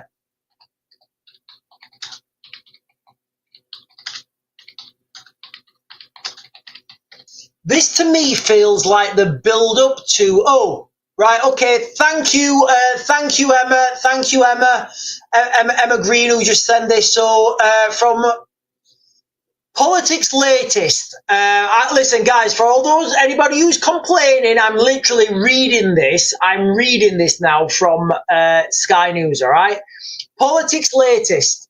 A cruise missile is only 90 minutes away, warns ex-army chief, as Russia labelled immediate threat to UK. Right, hang on. I think this is just, hang on. The government has published a strategic defence review outlining the state of Britain's armed forces and the main threats facing the country.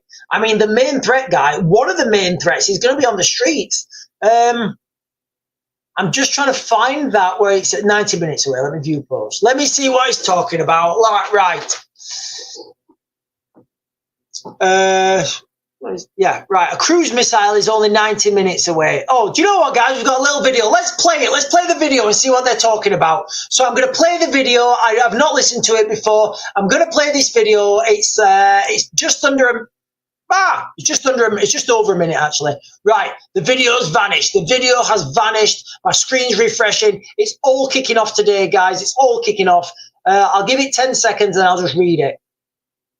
I'll just read it then. Okay. Richard Barron's, oh, it's come on. hang on a minute.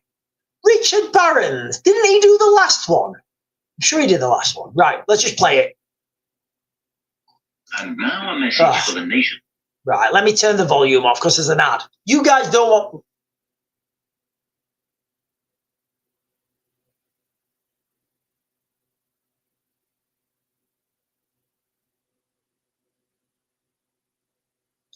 Right, guys, listen, there's an ad. There's an ad. I'm just going to let the ad go through, guys. I'm just going to let the ad go through, and then we're going to talk about the cruise missile 90 minutes away. 15 seconds, and I'll play it.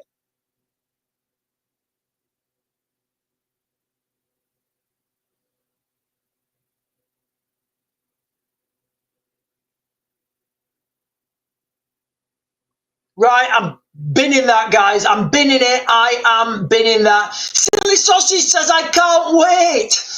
Right. For some reason, it's not. All right, let me try again. Do you think we need to be more frightened, I guess? Right, so guys, listen, if you're just joining for the first time, a cruise missile is only 90 minutes away. Now, this is an article from Sky News. I'm going to play you the video, and then we're going to talk about it, okay? I'm literally just going to play you the video. We're going to talk about it, see what it actually means. I don't know. I'm watching this for the first time. I'm reading this for the first time with you guys. Russia and Iran, isn't it? So this is a really long-term look. So right now we should be very concerned about the potential for countries like Russia, and there are others like North Korea and Iran, and how they might try and affect our daily national life. Right, the page keeps refreshing, guys. The page keeps refreshing.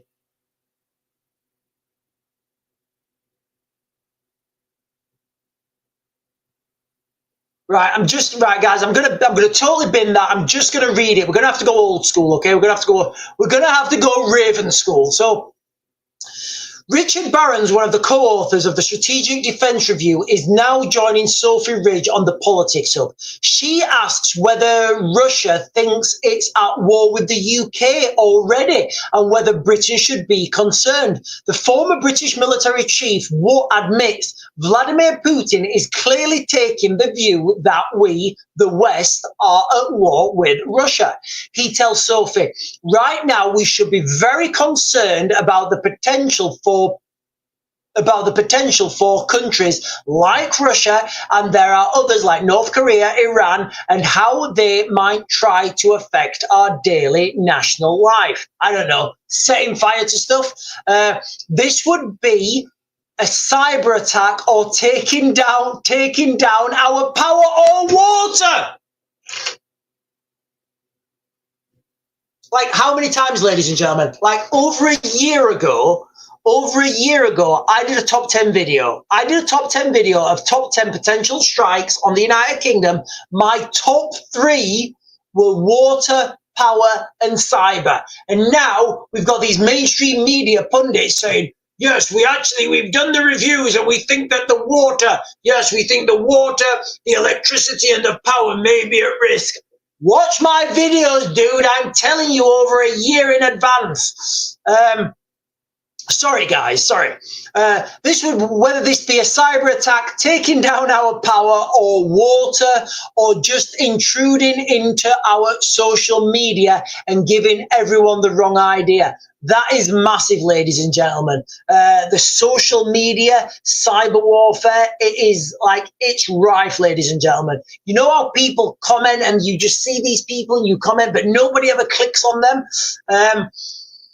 A cruise missile is only 90 minutes away. The other, which I think people are less keen to acknowledge, is look at the damage done to places like Kiev by missiles. Those missiles and bombs that could do the same damage to London or Birmingham or Liverpool or Newcastle if we don't take steps to deter that.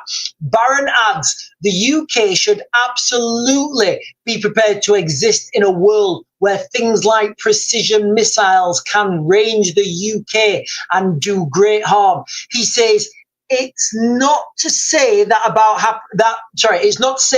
about to happen or that's imminent, but in terms of the capability, a cruise missile is only 90 minutes away from the UK. Yeah, yeah, I was wondering what they were saying. Like, yeah, so guys, look, cruise missiles only 90 minutes away from the UK now. It's been only 90 minutes away from the UK for the last 30 years, all right? It's not, the article's a little bit misleading. I think it's a little bit clickbaity, but just reading that article, guys, you know, we've got this guy, Baron, whatever his name is. He's literally repeating things I've been saying now, exactly the same. I'll say the same things as I always say, guys, right? These cruise missiles that people are talking about, I see the likelihood as in slim to non-existent that these things are going to strike the United Kingdom. Like, why would they? Why would that happen when there's enough people in the United Kingdom who are willing to go set fire to things, are willing to go and drill holes in water pipes? Why would that happen? Why would that happen when they can do it by other means? Remember, you know, you've got to, when you're planning these things, you look at whatever cost is. Somebody tell me what I always say cost is.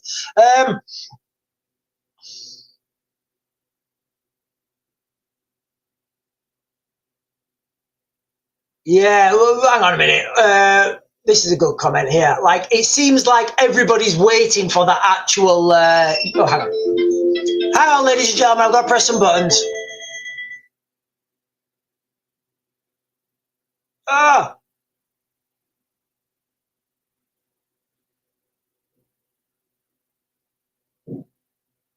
There we are. Yeah, so as Bloodline's saying there, you know, I think everybody's there. This is why I get a lot of flack because nobody stood up there and said, "Red team, ready! Blue team, ready! On my first whistle, blue team and red team, you will start together. You will both conduct yourselves in a likewise for modern warfare and combat. Blue team, are you ready? I am ready for... Yes, of course I'm ready. Mind if I speak the kings? Blue team, ready? Yes, we will destroy. We will destroy. We will destroy. Capital is big. That was a pathetic whistle, wasn't it? But you see what I'm going, guys, can't you? Just because nobody said, like, there's going to be a whistle blown or something, doesn't mean these things are not happening. From one of you guys, actually, I think it was Danny Boy. He was saying that he's got a friend or something out in. He put it on here on the chat, so I don't think I'm stepping on anyone's toes to repeat it. But Danny Boy was saying he's got a friend or something who's in the military, and he was saying that over 100 troops a day. And guys, look, this is just like from one of your comments. I don't know how much truth is in it, but he was saying that over 100 troops a day were crossing that border. Now, again, guys, look, that's from a comment. I don't know how much truth's in that, but there's not 100 troops leaving. Silly Sausage is saying, I just need... Silly Sausage is saying, I just need to find the nearest bunker, then I'm good. I would say, like, people don't need bunkers. People need 3 days food and water in their houses. The enemy, right. Robert Sparks here. I think is that Robert Sparks? Yeah, I think what Robert Sparks is saying, like, all these military pundits, they're forgetting one of the big things in the United Kingdom. Like, we have literally thousands of young men turn up on our shores every week. Every week now, we have literal thousands of young men turning up on our shores. Now, look, guys, I'm just going to paint a picture. I'm going to paint a picture now. Tell me how likely you guys think this is. I'm not saying this is happening. I'm just saying, listen, I'm going to paint a picture, all right? Gentleman decides to go and be a foreign fighter in Ukraine. He learns how to use lots of equipment that he would never be able to use normally. He learns how to make machinery that he wouldn't be able to find anywhere else. He then has a change of heart and he thinks, do you know what? No, I want to go to the United Kingdom. So then this person then smuggles whatever things you guys are thinking about equipment-wise. He smuggles them from the front line in Ukraine all the way over on the land barrier through the, through the Schengen area, all the way to to Calais. Oh, do you know what? Maybe he doesn't even do that. Do you know what, guys? Let's scrap that. The person, he doesn't even need to smuggle anything because somebody tells him, I've already smuggled this back. I'm a gang or I'm a state-sponsored actor and I've already smuggled that stuff back. It's waiting for you in Calais.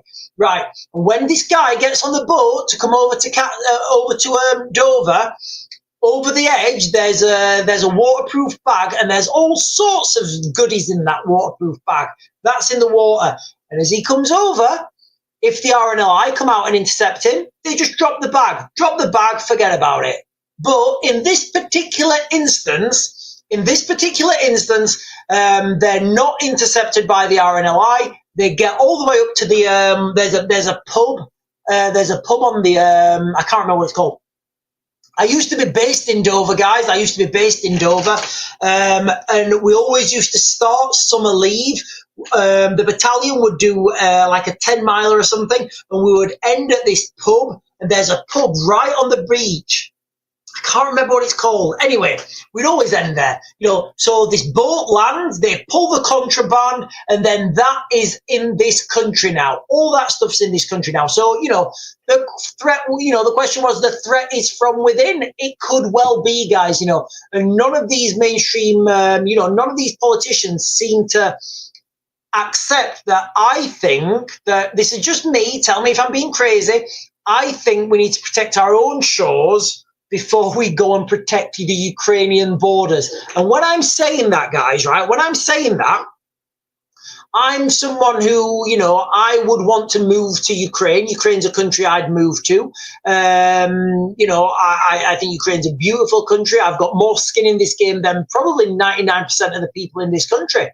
And I'm still saying that we need to protect our own country. We need to protect our own borders before we can protect another country's borders. Like, can you imagine how absurd that is, guys? Yeah, we lost our country. Where were all your soldiers? Oh, we were protecting another country. What? It's insane.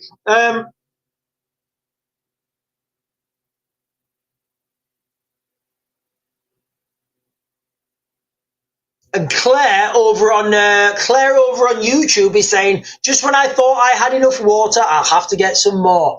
Right. Oh, wow, the time has swizzled on. Right, I'm just going to hang on.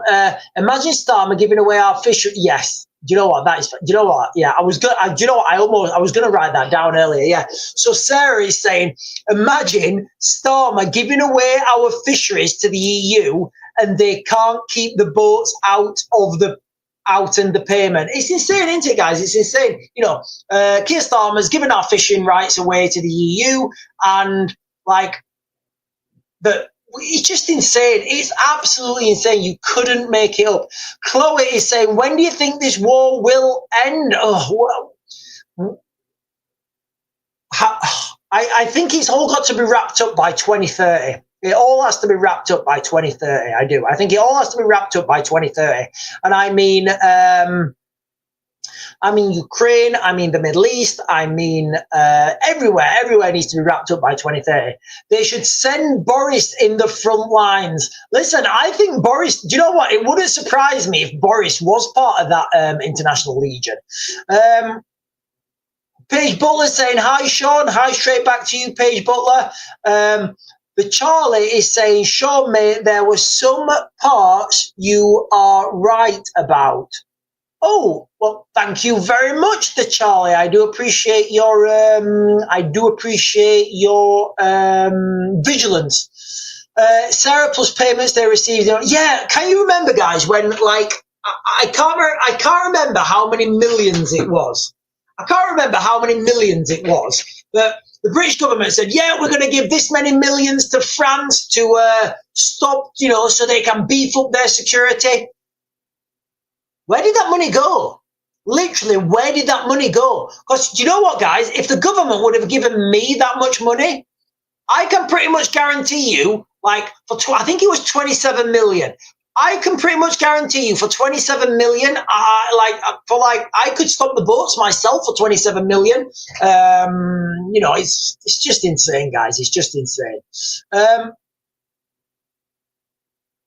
Robert Sparks, when they get exposed for the money laundering in Ukraine, I don't know what that's in response to, but I know a lot of money has been going missing in Ukraine. A lot, we know what Zelensky said. I think Zelensky said they're 100 billion short. Was it 100 billion? I think it was 100 billion. Remember when Trump, I think it was just before Trump took office or just after Zelensky came out and he said, look, you're supposed to have given us 170 billion or something, but we only actually received 70. Or it might be the other way around. It might be like they were supposed to receive 170 and they only received 70 or whatever it was. But still, guys, it's a phenomenal amount of money to go missing. Matt says, if Putin is watching, please just go for Starmer. Yeah, the UK people don't want to get involved. Yeah, so Matt's saying, if Putin, well, do you know what, Matt, I'm going to take that down because that might get you in trouble, Matt. Saying things like that, Matt, that could get you in trouble. So I do not endorse Matt's statement, nor do I want to spend any time in a British jail for social media updates.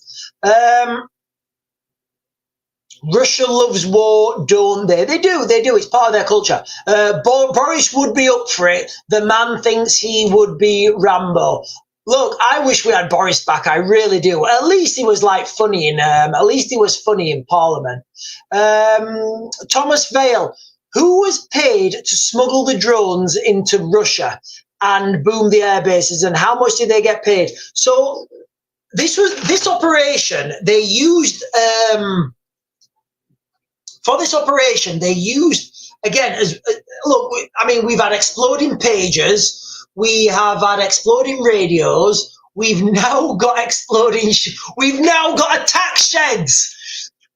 Guys, listen, this is 2025. How wild are things? We've had exploding pages, we've had exploding radios, and now we have got the new military attack shed. Yes, we must send in new tactic, military attack shed. What do you mean, Yuri? You drink too much vodka. No, wait for it, wait. It's the only way. Russians will never see this coming. We put drone inside shed, then we sell shed. What do you mean we sell shed? No, we make money as well. We can pay for a product. Are you crazy? You drink too much. No, let's do it. Okay, let's do it, Vladimir. And that's how they did it. So they smuggled, as I understand it, I don't think it was smuggled. I might be slightly off on this, guys, but somebody made a purchase order, I think, for flat pack sheds in Russia. Those sheds were then shipped into Russia. They went through whatever customs or checks and balances they would do. They went through and, and then at whatever point it was, the tops lifted off the sheds and all drones flew out of it. So, yeah, go figure. What's next? So that was from Thomas Bell's comment. Right, guys, there's so many comments, and I feel somebody just said I had exploding barbecue sauce. No, hang on. The Charlie is saying, how would you stop the boats that is realistic and doesn't cost more than £27 million? I would find 1,000 veterans, I'd give them all 100 grand, and I'd line the shores of Dover. Done. Also, you could have another way that would stop the boats. You could have another way to stop the boats, and it wouldn't cost anything. Do you know how you do that? Right, hang on. Sophie, we've just spoke about this, Sophie. Sorry, guys, when these comments jump in like this, I always have to give them priority because this is one of the reasons we started this channel. So Sophie's saying, the comment there, UK only ever 90 minutes away from World War III missile strike. Right, guys, we watched the interview. I read through the interview. It is a little bit misleading. We've always been 90 minutes away from a missile strike. We are always 90 minutes away from a missile strike. You know, that's how long these things take to hit the United Kingdom. What he was actually talking about in that interview, it was kind of a soundbite thing. He said the main threats, as I've been saying for over a year, the main threats are, what did he say? Cyber, water, and electricity. But then he says we're always only 90 minutes away, which is kind of, yeah, it's true. But what this reminds me of, guys, can you remember Saddam Hussein having WMDs that could be deployed within, what did he say, 90 minutes? Was that the thing, guys? Was Saddam Hussein supposed to have these WMDs that could be deployed within 90 minutes? And, like, you know, doesn't it sound like that? Doesn't it sound like the beginning to that now, guys?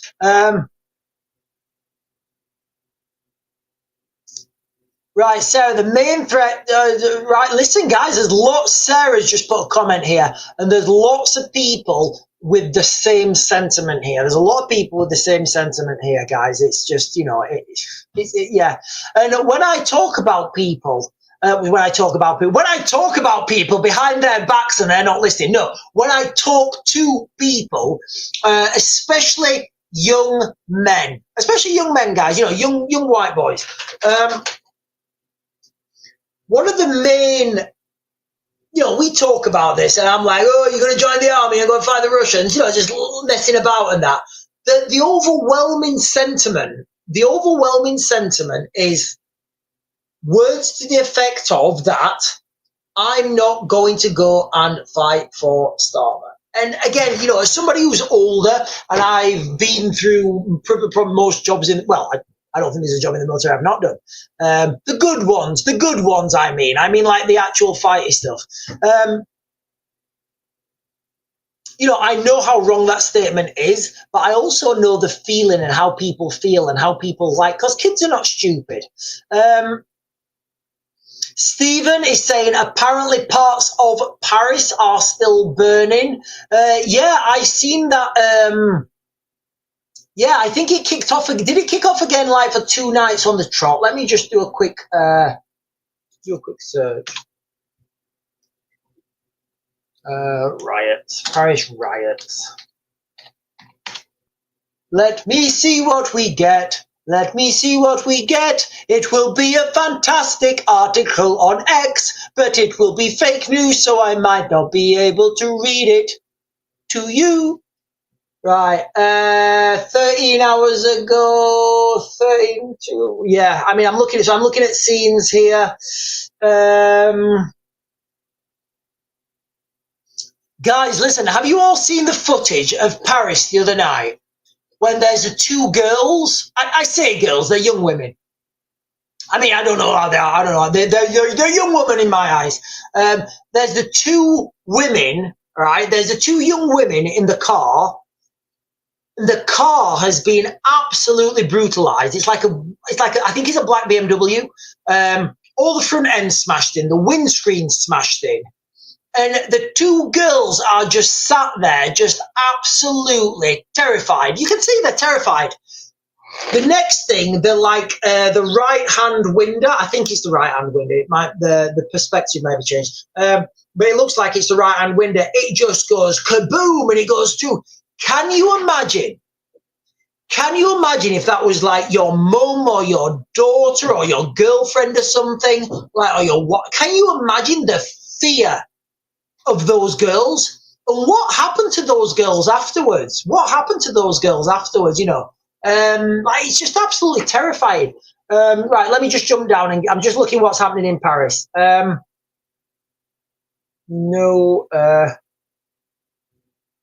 No, so it does look like it all happened on the 30th and 31st. 1 hour ago on the, that's French, I can't read French. And neither would I want to be able to read French either. Yeah, I think we all know what happened in France. And I'm just looking at some scenes now, guys, of like young gentlemen, shall we say, throwing stones at cars. You know, and like, these are the scenes I believe we're going to see in the United Kingdom this year. And the police will be totally out of their depth. The police will be so out of their depth, guys, it's going to be unbelievable. We're going to see scenes this year, I believe, of the police literally being overrun and having to resort back to their barracks. Sorry, they're not in the military, are they? The police don't have barracks. Having to run back to their HQ or their central command. Debbie Doobs is saying, I agree, but if that's what we're faced with, what can we do? Starmer is not a suitable war leader, says Matt. Hang on, let me pin this. Hang on. Right, from Matt, pin. Right. So Matt is saying Starmer is not a suitable war leader. I agree. But I don't see. Do you know what I do see as a good war leader? I think Robert Jenrick could make a good war leader. I do. I think Robert Jenrick could make a good war leader. I don't see Keir Starmer. But I think we had the question earlier. Somebody was asking the question earlier. Somebody asked. Hang on. John Anderson here over on YouTube is just saying. SES veteran meets RAF World War II Mosquito bomber pilot on Forces TV. Oh, right, I could gush for the next hour and a half about the Mosquito airplane. De Havilland absolutely nailed that thing. They took it out of the park. The Mosquito was a fantastic airplane. And Mr. Tyler Evans over on YouTube is saying, do you think the Nostradamus stuff is coming true? Yeah, look, I do. So remember, guys, okay? Nostradamus, look, it's up to you whether you believe this. I'm just telling you these are things that have been predicted years ago, a long time ago, I mean. So Nostradamus, he predicted that in 2025, Britain would be fighting a conflict, an internal conflict and an external conflict. It's hard to say that that's not true. Where was we going with that? We was going Keir Starmer. Keir Starmer is not a war leader. No, I don't see it is. But the question was earlier on, and we was talking about this earlier on. The two ways. Somebody said, "Do you think Keir Starmer would have to resign, or do you think he'd stay on if it was a war?" I can argue both ways, guys. If he stayed on, normally a war leader, they gain popularity because the military go and do great stuff and they have great job, they do really well. And then the prime minister says, yes, I instructed the men to, I instructed those guys to. And on that day, it was my orders. No, it wasn't, Keir. No, it wasn't. You was told what to do. And most of the time, guys, I know from experience, right? A lot of the time, guys turn the radios off when people are telling them to come back. And it's like, yeah, just turn your radio off and we'll just go and get this job done. We'll be back for a cup of tea. Turn your radio on and say mission accomplished. So on one context, Keir Starmer could stay on and it would raise his credibility. On the other aspects, Keir Starmer's got no credibility. He's going to be potentially trying to lead a country who don't respect him. So, I could argue both cases. I really can. And user 090917 is saying Baba, is it Baba Vega or Baba Varga? But I think it was Baba Vega or Baba Yaga said that as well. Right. Emma Green is commenting stuff here, and I'm gonna pin that. But Emma, I think you need to be careful what you're saying because that sort of stuff might get you in jail. Well, I don't know. The two-tier Keirs. Wasn't it the great Nostradamus who said that Britain would be under a tyrannical two-tier system by 2025 as well? I don't know. Maybe I misread that. I don't know.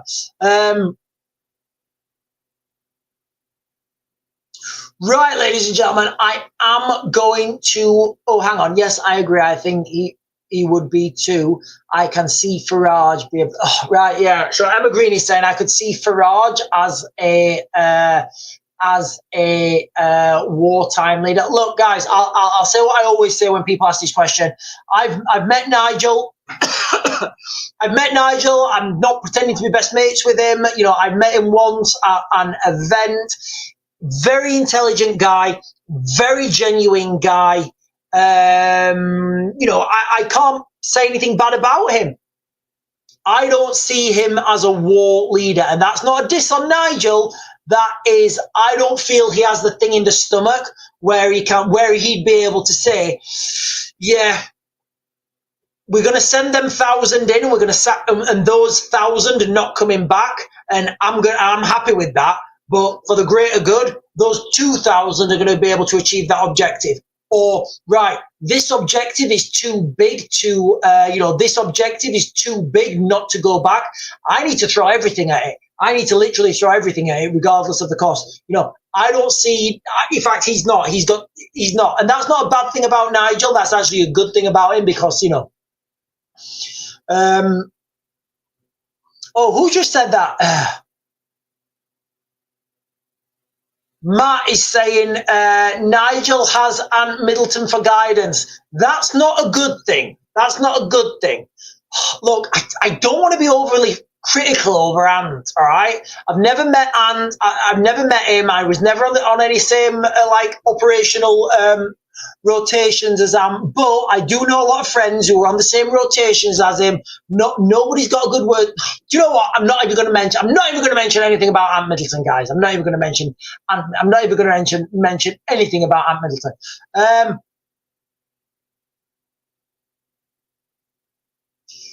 They have arrested 40 Ukrainians. Give over, Sharon. Sharon, give over. I mean, listen. What has Keir Starmer been doing? What's Keir Starmer been doing? I don't know if this is right. I need to go and fact check this quickly before I can't. I've got to do this.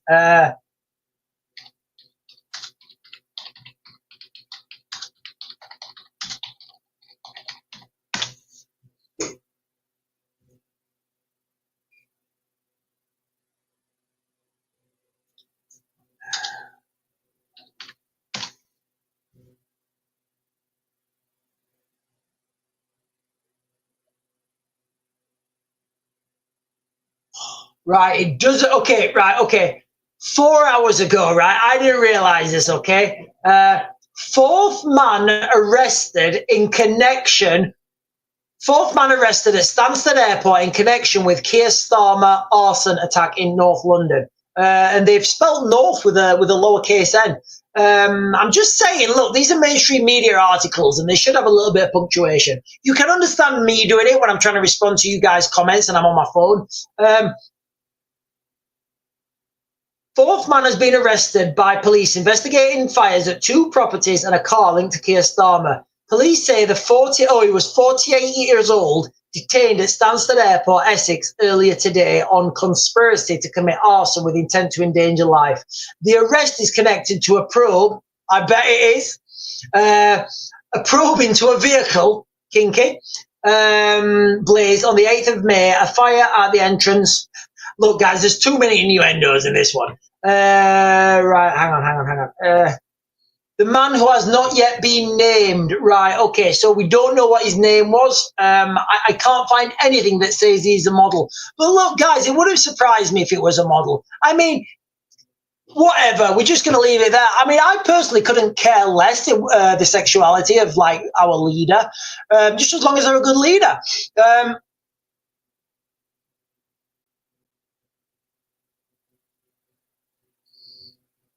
Right, guys, listen, I'm going to close this down now because I was only supposed to come on for an hour, but you guys keep blasting me with questions and we keep talking. But anyway, right, so I'm going to close this down now, guys. Listen, the crux of this video, the crux of this live stream was Britain now, it looks like, well, from mainstream media, Britain is openly preparing for war.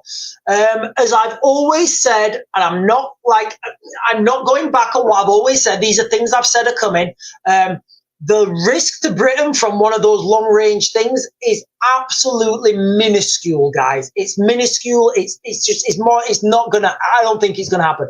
The real threat, which I've always said, ladies and gentlemen, is from paid criminal gangs that go and set fire to things, all right? Summer of Carnage is coming, guys. You know, if you want to see what that looks like, go and look in Paris. And that is it, ladies and gentlemen. I'm going to close you guys down on TikTok. I will then finish off the questions on YouTube, and then we will be done. These lives are now getting uploaded to the lives are all getting uploaded to YouTube. So if you've just caught the back end, you want to know what was said, go and watch it on YouTube, guys, because it'll be uploaded in within an hour or something. I'll see you guys on TikTok later. I think. Are we on? I think we're on. No, we're still on. Are we still on? I'm still on. I'm still on. I can't turn it off. Right. Do you know what? I'll turn YouTube off first. How is it? It's not turning off. No, and somebody's giving me a countdown. It's just not turning off. Turn off. Right. It's a little bit embarrassing. This has never happened to me before. It's the first time, honestly. But my buttons are not working. I'm clicking my buttons, and nothing's happening. I don't know. It's just not working. Right. You know what? I'll just turn the computer off in a minute. Right. Okay. Let me turn the YouTube one off.